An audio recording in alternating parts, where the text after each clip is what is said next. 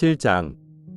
진리에 대한 탐구를 중단하기 위해서 에고가 영적인 가르침을 이용하는 방법. 에고에 대해서 알아야만 하는 최소한의 내용. 파트 7. 예수님의 담화입니다.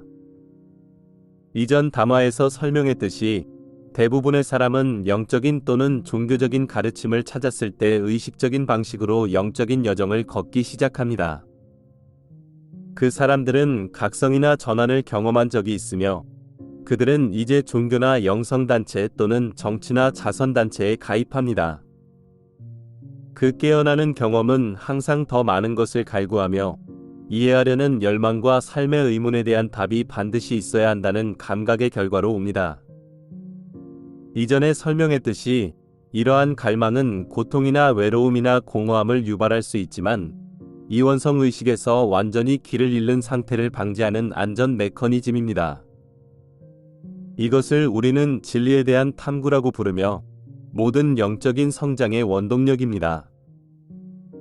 여기서 이해해야 할 중요한 부분은 여러분이 영적인 존재로서 더 높은 정체감으로 각성하지 못하게 막는 일이 에고의 주된 목표라는 사실입니다. 따라서 에고는 여러분이 진리에 대한 탐구를 거부하거나 무시하도록 무엇이든지 합니다. 내가 설명했듯이 이것은 에고가 일시적으로만 성취할 수 있으며 결국에는 진리에 대한 탐구가 다시 떠오르게 됩니다. 하지만 그런데도 에고는 포기하지 않습니다. 사실 에고는 여러분의 각성을 위해서 외적인 도구로 사용되는 영적인 가르침과 종교적인 가르침을 이용해서 진리에 대한 탐구를 무력화하려고 합니다.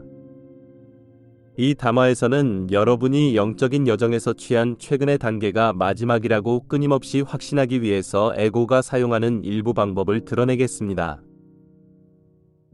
보장된 구원에 대한 헛된 꿈. 이전 담화에서 설명한 바와 같이 그리스도 마음의 하나의 진리는 반그리스도 마음이 창조한 많은 이원성 진리를 넘어서며 그 이상입니다. 따라서 진리에 대한 탐구의 본질은 진리의 근원이자 진리의 영에 대한 직접적인 경험을 열망하게 됩니다. 이 경험이 바로 여러분을 에고에서 벗어나게 하는 진리입니다. 인간이 만든 것이나 이원성 신념체계는 여러분에게 이 경험을 해줄 수 없습니다. 에고는 물론 절대로 이 진리를 이해하지 못합니다. 따라서 에고는 진리에 대한 탐색을 잘못된 방향으로 지시해서 이 세상에서 궁극적이거나 절대적인 진리를 발견할 수 있고 이 이원성 진리가 여러분의 구원을 보장할 수 있다고 믿게 합니다. 깨어나는 경험의 공통적인 결과는 사람들이 구원받았거나 궁극적인 목적지에 도달했다며 그 경험을 만들어낸 외부 조직에 가입함으로써 믿기 시작합니다. 이 신념은 언제나 에고에 의해 조장되는데 왜냐하면 에고는 여러분이 이 궁극적인 가르침이나 조직에 단순히 들어서기만 하면 자동으로 구원의 자격이 주어진다고 믿기를 원하기 때문입니다. 아마도 조직은 여러분이 겪어야 할 과정을 정의하겠지만 에고는 여러분이 조직에 머무르면서 외적인 요구사항을 따르기만 하면 구원이 보장된다고 믿기를 바랍니다. 그 상황의 실체가 어쨌든 에고는 여러분을 무리로 묶어서 이제 구원에 이르는 잘못된 길로 무한정 가둬놓는 정신적 감옥, 닫힌 상자로 돌리려고 합니다. 여러분의 구원이 지금 보장되었다고 믿게 함으로써 에고는 여러분의 진리에 대한 탐구를 무력화시켰습니다. 에고는 종종 무한하게 긴 시간 동안, 확실히 남은 생애 동안 여러분의 갈망을 잠재울 수 있습니다. 따라서 자신이 종교적이거나 영적인 사람들이며 구원을 받았거나 큰 진전을 이루었다고 믿는 수백만 명의 사람이 있습니다. 그러나 실제로 그들은 영적인 진보를 멈추었고 에고가 너보다 더 낫다 라는 태도에 그들을 가두게 했습니다. 이것이 바로 내가 율법학자들과 바리새인들을 아주 강력하게 비난했던 의로움에 대한 거짓 감각입니다. 진실한 의로움은 절대로 자기 자신의 초월을 멈추지 않으며 에고가 만든 우상이 아니라 진리의 영, 살아있는 신인 생명의 강과 함께 흐르는 그리스도 의식입니다.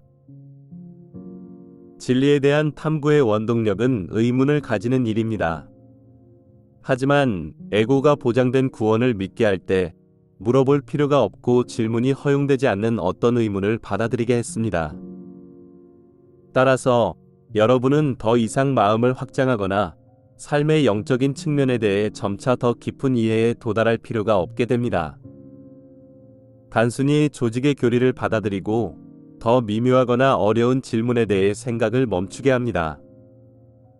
그렇게 되면 에고의 이원적인 믿음을 넘어서게 하는 유일한 요소인 진리의 연과 직접적인 내면의 접촉이 막히거나 중단됩니다. 예를 들면 여러분은 2000년 전에 내가 하늘나라로 상승했고 지구와 하늘의 모든 힘을 가졌다고 믿는 많은 그리스도교인을 봅니다. 하지만 그들은 바이블에 나온 내용 이상의 가르침을 내가 오늘날 인류에게 전할 수 있다는 사실을 받아들일 수 없습니다. 그들은 바이블을 닫힌 상자로 돌려놓았습니다.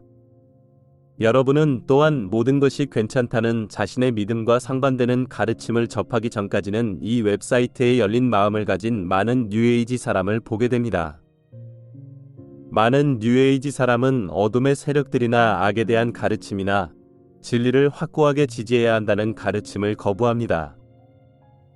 그들은 친절하다는 개념을 닫힌 상자로 돌려놓았고 내가 거기에서 그들을 꺼내지 못하게 합니다. 따라서 그들의 에고는 그들의 교사가 되었습니다. 즉, 에고는 이제 여러분이 상대적으로 만족감을 느낄 수 있는 완벽한 정신적인 감옥을 만들었습니다. 여러분은 감옥에 머물러 있는 한 구원받는다고 생각합니다.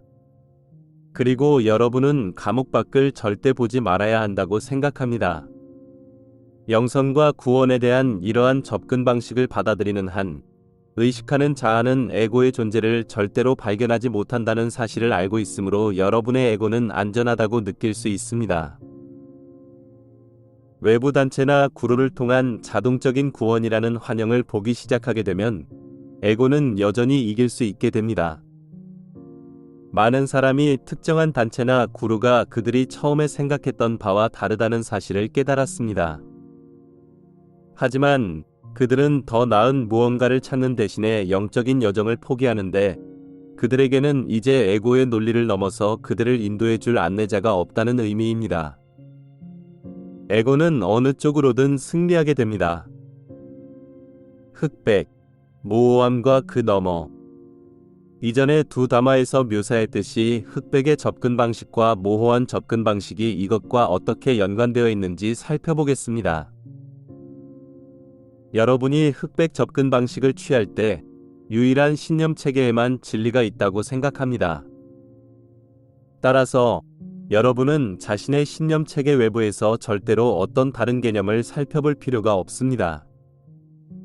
사실 그런 위험한 개념은 모두 거부해야 합니다. 이것은 왜 많은 그리스도교인이 바이블에 나오지 않는 무엇이든 악마의 것이라고 믿는지, 왜 일부 뉴에이지 사람들이 자신의 구루에게만 귀를 기울여야 한다고 생각하는지를 설명해 줍니다. 달리 말하면 여러분은 하나의 신념 체계에 갇혀서 절대로 그것을 넘어설 수 없다는 말입니다. 이 접근 방식은 두려움을 바탕으로 하는데 여러분의 마음을 여는 두려움은 잘못된 개념들에게 취약하게 합니다. 에고가 여러분을 통제하게 허용하지 않으면 여러분은 지옥에 간다고 에고가 말하고 있습니다. 모호한 접근 방식을 택할 때 여러분은 잘못된 개념은 없다고 생각합니다. 따라서 여러분은 더 개방적으로 보일 수 있는 여러 가지 신념 체계에서 기꺼이 어떤 개념을 찾습니다. 그러나 이전 담화에서 설명한 바와 같이 여러분이 의식적으로 분별하지 않으면 사람들은 종종 내가 구루, 추종이라고 부르는 상황으로 끝납니다. 그들은 자신의 에고를 분별하거나 직면하지 않고도 구원받을 수 있다는 자신의 신념과 부합하는 구루를 찾을 때까지 이런저런 스승들을 전전합니다. 아니면 그들은 이 구루에서 저 구루로 계속해서 나아가며 다음 만나는 구루가 그들을 위해서 모든 일을 한다고 끊임없이 생각합니다. 그러는 내나 자신의 여정에서 책임을 지고 내면의 근원에서 진리를 아는 내재된 능력을 행사하기 전까지는 진지한 영적인 성장이 불가능하다는 사실을 보지 않습니다. 이 접근 방식은 자신의 믿음이 틀릴 수가 없다는 자만심에 기반을 두고 있습니다. 에고는 언제나 이것이 옳다고 말합니다.